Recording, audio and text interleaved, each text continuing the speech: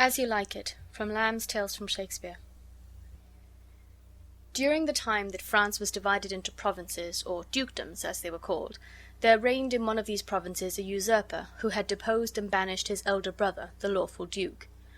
The duke, who was thus driven from his dominions, retired with a few faithful followers to the forest of Arden, and here the good duke lived with his loving friends, who had put themselves into a voluntary exile for his sake, while their land and revenues enriched the false usurper. And custom soon made the life of careless ease they led here more sweet to them than the pomp and uneasy splendor of a courtier's life. Here they lived like the old Robin Hood of England, and to this forest many noble youths daily resorted from the court, and did fleet the time carelessly as they did who lived in the golden age. In the summer they lay along under the fine shade of the large forest trees, marking the playful sports of the wild deer, and so fond were they of these poor dappled fools, who seemed to be the native inhabitants of the forest, that it grieved them to be forced to kill them to supply themselves with venison for their food.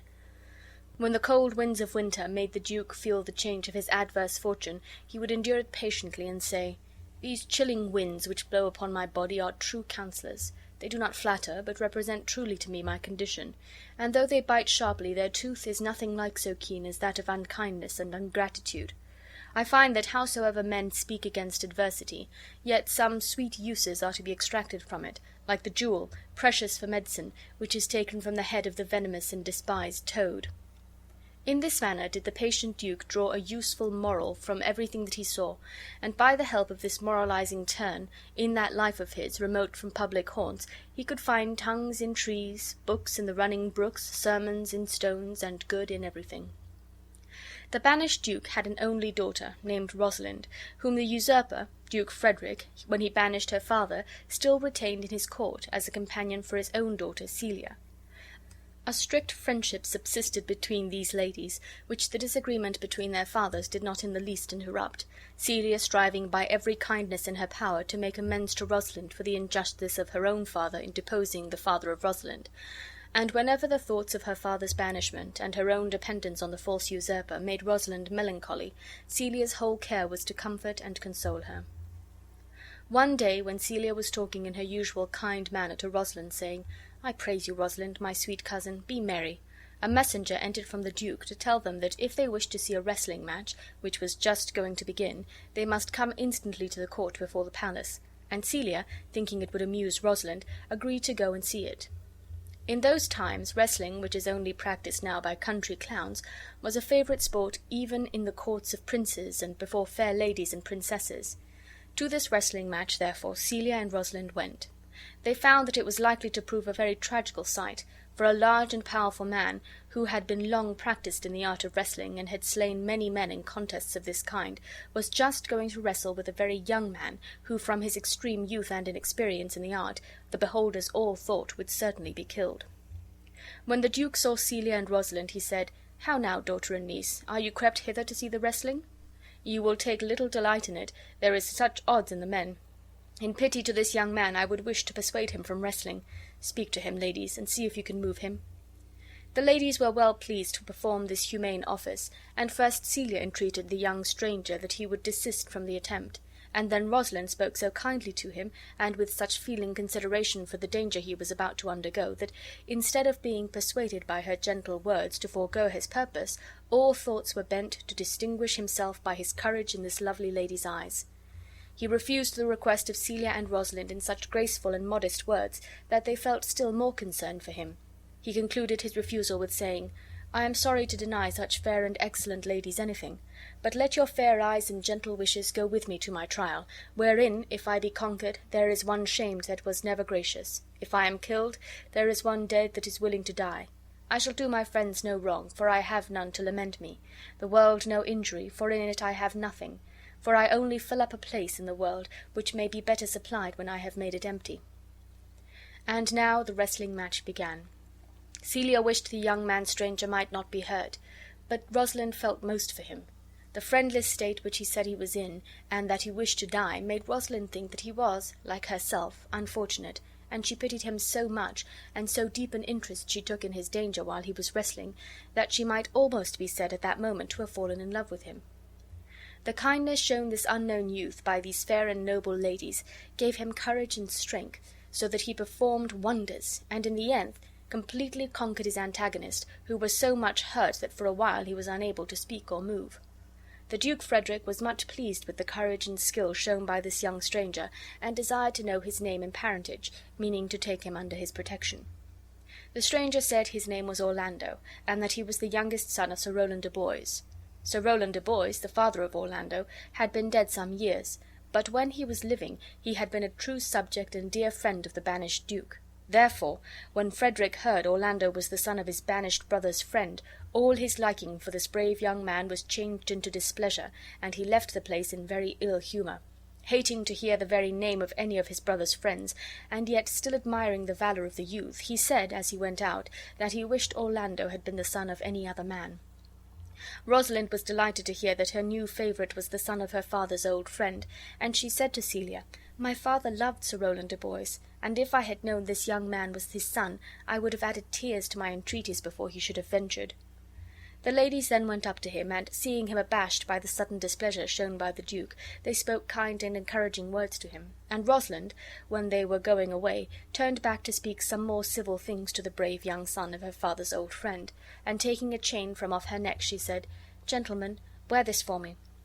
I am out of suits with fortune, or I would give you a more valuable present."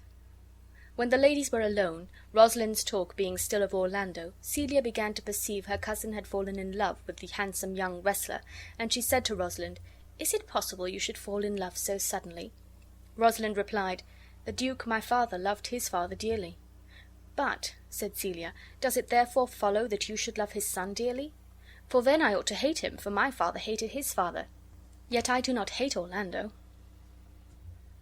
Frederick, being enraged at the sight of Sir Rowland de Boys' son, which reminded him of the many friends the banished duke had among the nobility, and having been for some time displeased with his niece because the people praised her for her virtues and pitied her for her good father's sake, his malice suddenly broke out against her, and while Celia and Rosalind were talking of Orlando, Frederick entered the room, and with looks full of anger ordered Rosalind instantly to leave the palace and follow her father into banishment, telling Celia, who in vain pleaded for her, that he only suffered Rosalind to stay upon her account. "I did not then," said Celia, "entreat you to let her stay, for I was too young at that time to value her. But now that I know her worth, and that we so long have slept together, rose at the same instant, learned, played, and ate together, I cannot live out of her company."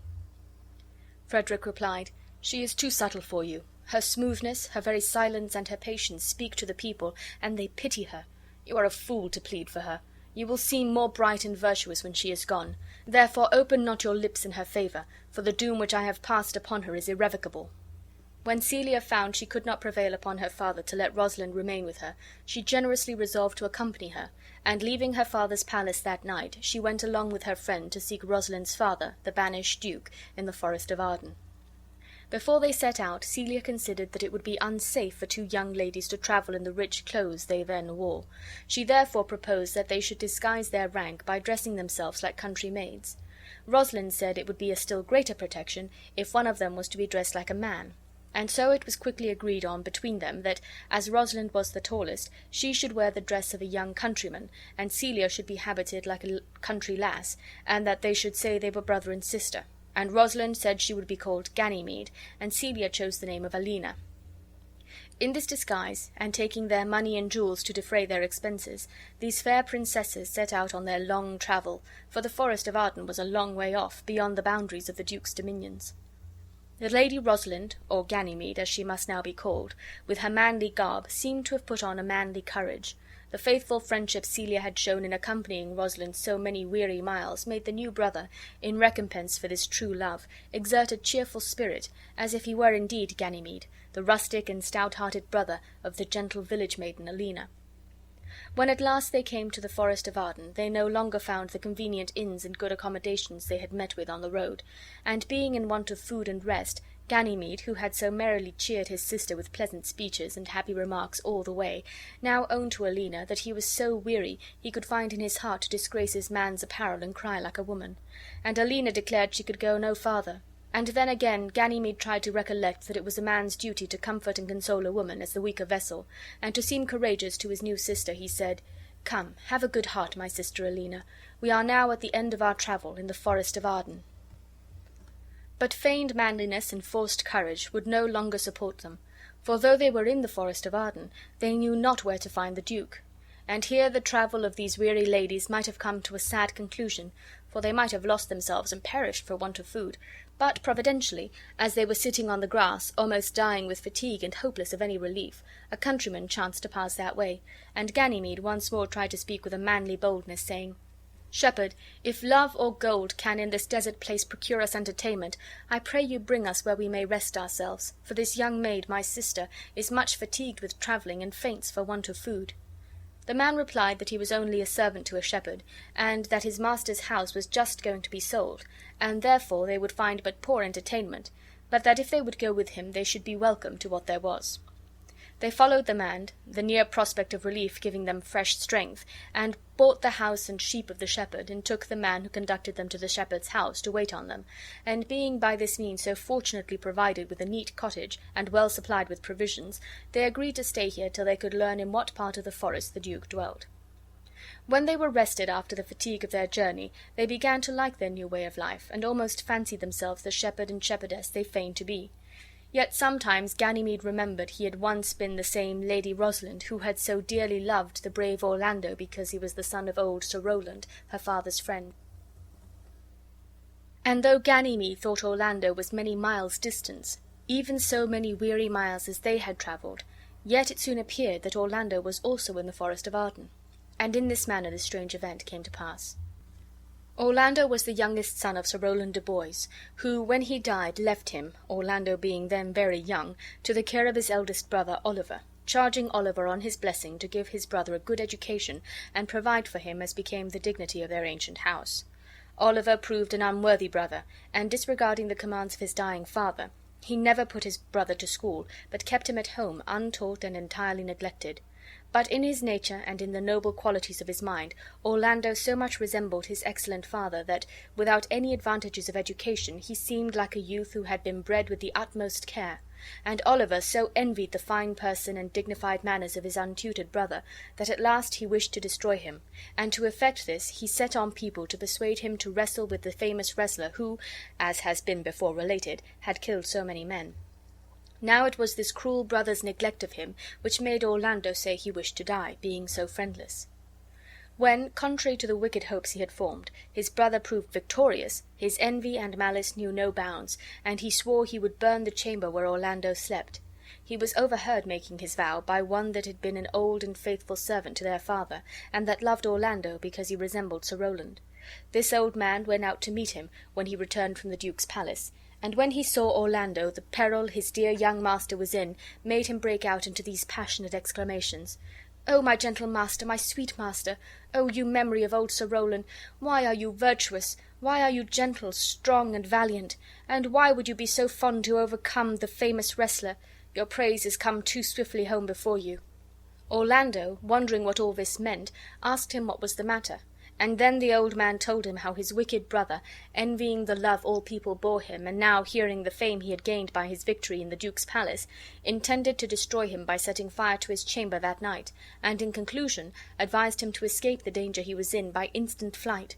And knowing Orlando had no money, Adam, for that was the good old man's name, had brought out with him his own little hoard, and he said, "I have 500 crowns, the thrifty hire I saved under your father and laid by to provision for me when my old limbs should become unfit for service. Take that, and he that doth the ravens feed be comfort to my age. Here is the gold. All this I give to you. Let me be your servant.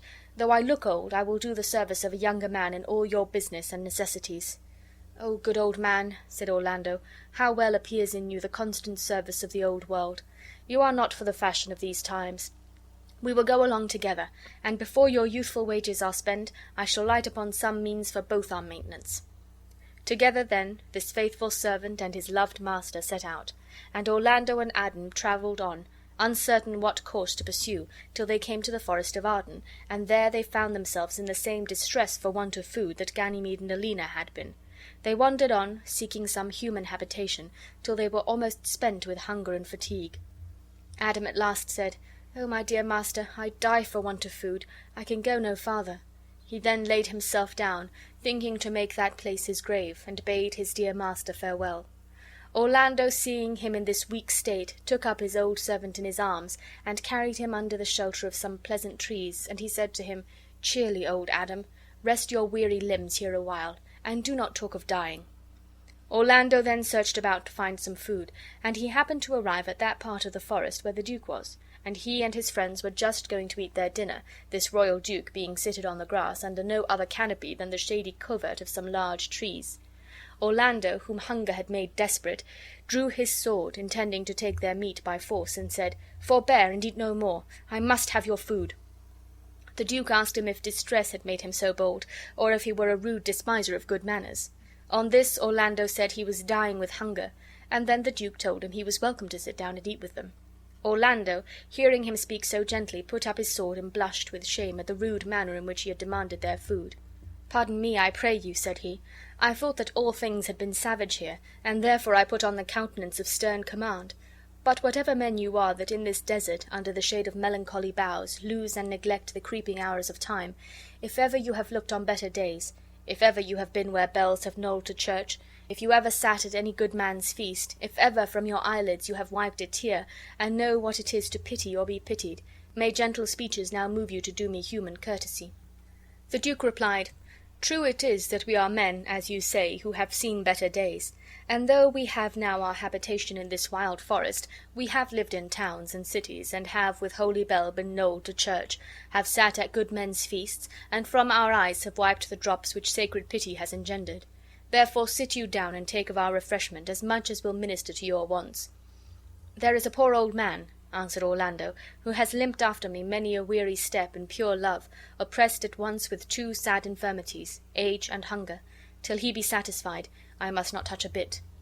"Go find him out and bring him hither," said the Duke. "We will forbear to eat till you return."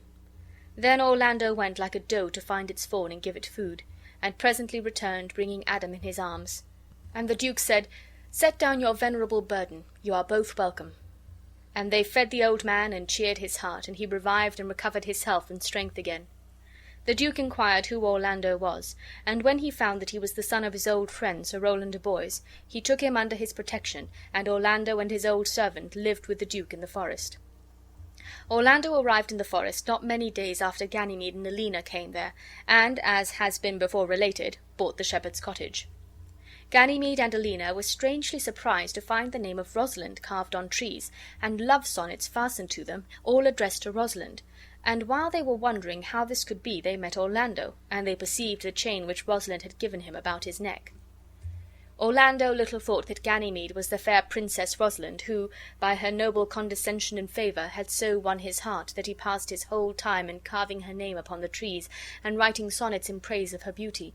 But being much pleased with the graceful air of this pretty shepherd youth, he entered into conversation with him, and he thought he saw a likeness in Ganymede to his beloved Rosalind, but that he had none of the dignified deportment of that noble lady, for Ganymede assumed the forward manners often seen in youths when they are between boys and men, and with much archness and humour talked to Orlando of a certain lover who, said she, haunts our forest and spoils our young trees with carving Rosalind upon their barks, and he does hang odes upon hawthorns and elegies on brambles, all praising this same Rosalind. If I could find this lover, I would give him some good counsel that would soon cure him of his love.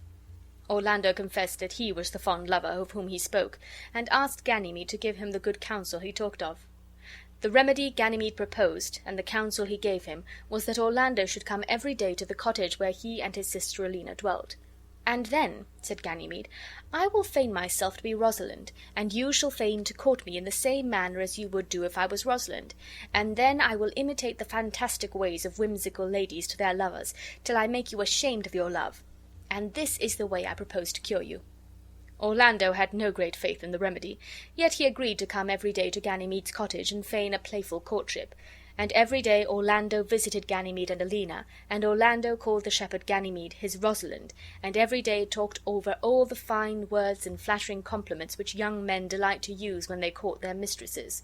It does not appear, however, that Ganymede made any progress in curing Orlando of his love for Rosalind. Though Orlando thought all this was but a sportive play, not dreaming that Ganymede was his very Rosalind, yet the opportunity it gave him of saying all the fond things he had in his heart pleased his fancy almost as well as it did Ganymede's, who enjoyed the secret jest in knowing these fine love speeches were all addressed to the right person. In this manner many days passed pleasantly on with these young people, and the good-natured Alina, seeing it made Ganymede happy, let him have his own way, and was diverted at the mock courtship, and did not care to remind Ganymede that the Lady Rosalind had not yet made herself known to the Duke her father, whose place of resort in the forest they had learned from Orlando. Ganymede met the Duke one day, and had some talk with him, and the Duke asked of what parentage he came. Ganymede answered that he came of as good parentage as he did, which made the Duke smile, for he did not suspect the pretty shepherd boy came of royal lineage. Then, seeing the Duke look well and happy, Ganymede was content to put off all further explanation for a few days longer. One morning, as Orlando was going to visit Ganymede, he saw a man lying asleep on the ground, and a large green snake had twisted itself about his neck. The snake, seeing Orlando approach, glided away among the bushes. Orlando went nearer, and then he discovered a lioness lie crouching with her head on the ground, with a cat-like watch, waiting until the sleeping man awaked. For it is said that lions will prey on nothing that is dead or sleeping. It seemed as if Orlando was sent by Providence to free the man from the danger of the snake and lioness, but when Orlando looked in the man's face, he perceived that the sleeper who was exposed to this double peril was his own brother Oliver, who had so cruelly used him and had threatened to destroy him by fire, and he was almost tempted to leave him a prey to the hungry lioness. But brotherly affection and the gentleness of his nature soon overcame his first anger against his brother, and he drew his sword and attacked the lioness and slew her, and thus preserved his brother's life, both from the venomous snake and from the furious lioness. But before Orlando could conquer the lioness, she had torn one of his arms with her sharp claws. While Orlando was engaged with the lioness, Oliver awaked, and perceiving that his brother Orlando, whom he had so cruelly treated, was saving him from the fury of a wild beast at the risk of his own life, shame and remorse at once seized him, and he repented of his unworthy conduct, and besought with many tears his brother's pardon for the injuries he had done him. Orlando rejoiced to see him so penitent, and readily forgave him. They embraced each other, and from that hour Oliver loved Orlando with a true brotherly affection, though he had come to the forest bent on his destruction. The wound in Orlando's arm having bled very much, he found himself too weak to go to visit Ganymede, and therefore he desired his brother to go and tell Ganymede, whom, said Orlando, I in sport do call my Rosalind, the accident which had befallen him.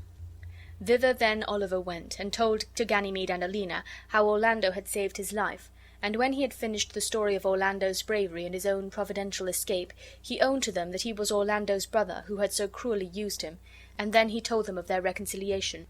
The sincere sorrow that Oliver expressed for his offences made such a lively impression on the kind heart of Alina that she instantly fell in love with him, and Oliver, observing how much he pitied the distress he told her he felt for his fault, he as suddenly fell in love with her.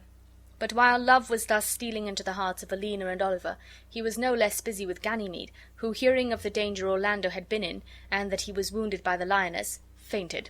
And when he recovered he pretended that he had counterfeited the swoon in the imaginary character of Rosalind, and Ganymede said to Oliver, Tell your brother Orlando how well I counterfeited a swoon. But Oliver saw by the paleness of his complexion that he did really faint, and much wondering at the weakness of the young man, he said, Well, if you did counterfeit, take a good heart and counterfeit to be a man. So I do, replied Ganymede truly, but I should have been a woman by right. Oliver made this visit a very long one, and when at last he returned back to his brother, he had much news to tell him, for besides the account of Ganymede's fainting at the hearing that Orlando was wounded, Oliver told him how he had fallen in love with the fair shepherdess Alina, and that she had lent a favourable ear to his suit, even in this their first interview. And he talked to his brother, as of a thing almost settled, that he should marry Alina, saying that he so well loved her that he would live here as a shepherd, and settle his estate and house at home upon Orlando. You have my consent, said Orlando. Let your wedding be tomorrow, and I will invite the Duke and his friends. Go and persuade your shepherdess to agree to this. She is now alone, for look, here comes her brother. Oliver went to Alina, and Ganymede, whom Orlando had perceived approaching, came to inquire after the health of his wounded friend. When Orlando and Ganymede began to talk over the sudden love which had taken place between Oliver and Alina, Orlando said he had advised his brother to persuade his fair shepherdess to be married on the morrow, and then he added how much he could wish to be married on the same day to his Rosalind. Ganymede, who well approved of this arrangement, said that if Orlando really loved Rosalind as well as he professed to do, he should have his wish, for on the morrow he would engage to make Rosalind appear in her own person, and also that Rosalind should be willing to marry Orlando. This seemingly wonderful event, which, as Ganymede was the Lady Rosalind, he could so easily perform, he pretended he would bring to pass by the aid of magic, which he said he had learned of an uncle who was a famous magician. The fond lover Orlando, half believing and half doubting what he heard, asked Ganymede if he spoke in sober meaning. "By my life I do," said Ganymede. "Therefore put on your best clothes, and bid the Duke and your friends to your wedding, for if you desire to be married tomorrow to Rosalind, she shall be here." The next morning, Oliver having obtained the consent of Alina, they came into the presence of the Duke, and with them also came Orlando.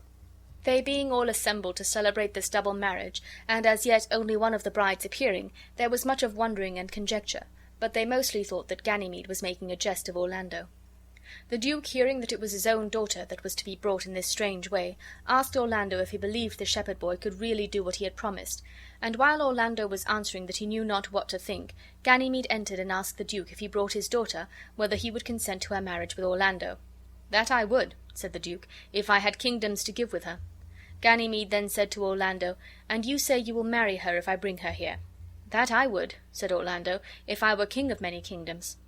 Ganymede and Alina then went out together, and Ganymede, in throwing off his male attire, and being once more dressed in woman's apparel, quickly became Rosalind without the power of magic, and Alina, changing her country garb for her own rich clothes, was with as little trouble transformed into the Lady Celia. While they were gone, the Duke said to Orlando that he thought the shepherd Ganymede very like his daughter Rosalind, and Orlando said he also had observed the resemblance. They had no time to wonder how all this would end, for Rosalind and Celia, in their own clothes, entered, and no longer pretending that it was by the power of magic that she came there, Rosalind threw herself on her knees before her father, and begged his blessing. It seemed so wonderful to all present that she should so suddenly appear, that it might well have passed for magic. But Rosalind would no longer trifle with her father, and told him the story of her banishment and of her dwelling in the forest as a shepherd boy, her cousin Celia passing as her sister. The Duke ratified the consent he had already given to the marriage, and Orlando and Rosalind, Oliver and Celia, were married at the same time. And though their wedding could not be celebrated in this wild forest with any of the parade of splendor usual on such occasions, yet a happier wedding day was never passed. And while they were eating their venison under the cool shade of the pleasant trees, as if nothing should be wanting to complete the felicity of this good Duke and the true lovers, an unexpected messenger arrived to tell the Duke the joyful news that his dukedom was restored to him. The usurper, enraged at the flight of his daughter Celia, and hearing that every day men of great worth resorted to the forest of Arden to join the lawful duke in his exile, much envying that his brother should be so highly respected in his adversity, put himself at the head of a large force, and advanced toward the forest, intending to seize his brother and put him with all his faithful followers to the sword. But by a wonderful interposition of Providence, this bad brother was converted from his evil intention, for just as he entered the skirts of the wild forest, he was met by an old religious man, a hermit, with whom he had much talk, and who in the end completely turned his heart from his wicked design. Thenceforward he became a true penitent, and resolved, relinquishing his unjust dominion, to spend the remainder of his days in a religious house. The first act of his newly conceived penitence was to send a messenger to his brother, as has been related, to offer to restore to him his dukedom, which he had usurped so long, and with it the lands and revenues of his friends, the faithful followers of his adversity. This joyful news, as unexpected as it was welcome, came opportunely to heighten the festivity and rejoicings at the wedding of the princesses. Celia complimented her cousin on this good fortune which had happened to the Duke, Rosalind's father, and wished her joy very sincerely, though she herself was no longer heir to the dukedom. But by this restoration which her father had made, Rosalind was now the heir, so completely was the love of these two cousins unmixed with anything of jealousy or of envy. The Duke had now an opportunity of rewarding those true friends who had stayed with him in his banishment, and these worthy followers, though they had patiently shared his adverse fortune, were very well pleased to return in peace and prosperity to the place of their lawful Duke. End of story.